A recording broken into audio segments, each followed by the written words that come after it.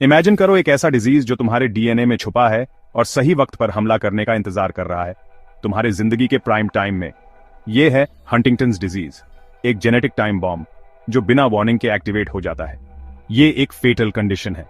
अगर किसी पेरेंट को यह है तो हर चाइल्ड को इसे इनहेरिट करने का 50% चांस होता है।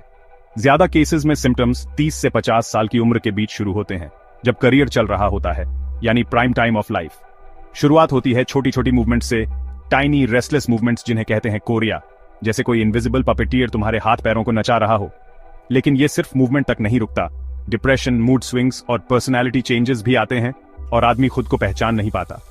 ब्रेन के अंदर बेसल गैंग्लिया, जो मूवमेंट कंट्रोल करता है, सबसे पहले डैमेज होना शुरू करता है। फिर कॉर्टेक्स, जो सोचने, प्लानिंग और याददाश्त के लिए रिस्पॉन्सिबल है, भी डिग्रेड होने लगता है।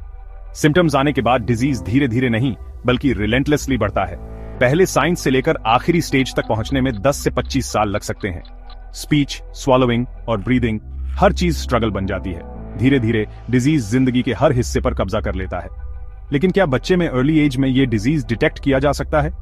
जेनेटिक टेस्टिंग से पता लगाया जा सकता है कि किसी बच्चे के डीएनए में म्यूटेंट जीन है या नहीं। सिम्टम्स यूजुअली चाइल्डहुड में दिखाई नहीं देते, लेकिन अगर फैमिली हिस्ट्री है तो टेस्टिंग अर्ली कंफर्म कर सकता है। प्रीनेटल या प्री सिम्टोमैटिक जेनेटिक टेस्टिंग से पता चल सकता है कि बच्चे के डीएनए में डिफेक्ट है या नहीं, यानी सिम्टम्स के आने से पहले ही। अब सवाल ये डिजीज कहां से आती है? मोस्ट केसेस इनहेरिटेड होते हैं, यानी पेरेंट से चाइल्ड में डायरेक्टली ट्रांसफर होते हैं। लेकिन रेयर केसेस में डीएनए कॉपिंग के टाइम पर अचानक जीन में ग्लिच आ सकता है, यानी न्यू म्यूटेशन।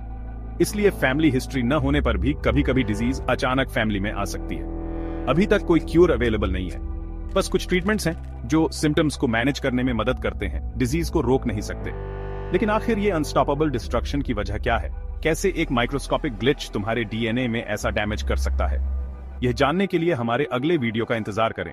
तब तक के लिए goodbye, and don't forget to subscribe the channel so that you don't miss the next part.